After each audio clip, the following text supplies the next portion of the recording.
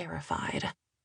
At first, she'd thought she was afraid of failure and its consequences, of black bags over her head, of needles slipped beneath her fingernails, of car batteries and clamps, of confinement in a narrow, sleepless cell, drugged perhaps, until silence ate her mind. They knew she was proud. She'd been proud for so long in public, so they would try to break her and bring her low, make her wallow. Snap her into so many pieces that if by some chance she were ever freed, she'd spend all of her days picking up the splinters of herself, a shivering wreck, no threat at all. But as she lay awake, sleepless, curled around the sinkhole in her gut, she'd peeled back each layer of fear and found beneath those dark fantasies the reason she'd clutched them close as blankets on a cold night.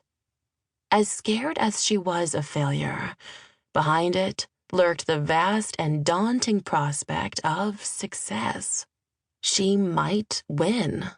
She might change everything, and it started here as her guests mounted the stairs. Her lungs refused to fill. She couldn't remember the last time she'd breathed deep or savored a glass of water. Her hands roamed. Her nails in the last 3 days had bitten her skin raw beneath her shirt. Her jaw was tight, as if sealed with wire. She carried those sleepless nights with her as darkness in the corners of her vision, as mocking light in the eyes of fake friends. But Christ, she could hide it. So when her guests hugged her and thanked her with a last chance to see sort of vibe and added their presents to the pile on the table, she laughed and hugged them back and thanked them and even remembered their names mostly. Though Lucy had to remind her of old Karpov's daughters, as the young woman drifted cloud-like and glorious up the steps, and Viv, in spite of everything, forgot how to make consonant sounds. Natalia. Lucy offered the name without rolling her eyes. Yes, so wonderful to see you again. Rubberneckers all. Viv hadn't invited any real friends she thought would come. The net was closing in, and she didn't want it catching anyone she cared about. She'd withdrawn from her parents and brother at the first hint of trouble. She'd not been with anyone seriously since Shanda broke it off. She'd let correspondence lapse and made herself conspicuously absent from reunions, unavailable when friends came to town, missed the annual gaming retreat for 2 years running. But she'd hit the Forbes list at 26. Gone bankrupt at 27, then hit the list again, higher at 29, and she knew how to have fun in public when she was alone. Most of the older guests didn't last the first night. On the second, Viv made a show of dissipation and excess, scotch and paintball all through the estate, diving, flirting, games. She got tossed into the pool.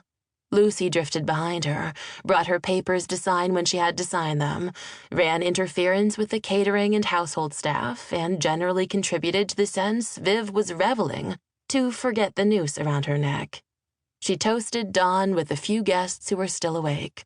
By the third night, will and stamina began to flag, though most of those left were too young, too dumb to admit it.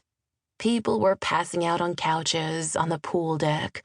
Even Viv let her self-control lapse a little. When Natalia took her hand and led her upstairs, she followed. This she'd needed with a depth that would have held her back from asking. It was not love, but Natalia Karpov had lost 2 brothers and an uncle's family when they'd said the wrong things in the wrong place at the right time, and perhaps she, more than anyone else here, understood the shape of Viv's sleepless nights and fear. Viv shook as Natalia undressed her, though the salt breeze through the open windows was not cold. She bit her lip, her breath short, frozen, strangled by her own muscles, until at a touch sliding downward from her belly, she cracked and crashed against her and caught her in a grip so tight she gasped. Viv wept in bed after, which she hadn't done in 20 years. And then, the true gift, she slept. The house was still when she woke before dawn by Natalia's side. Time to go. She hadn't run from anything since 4th grade.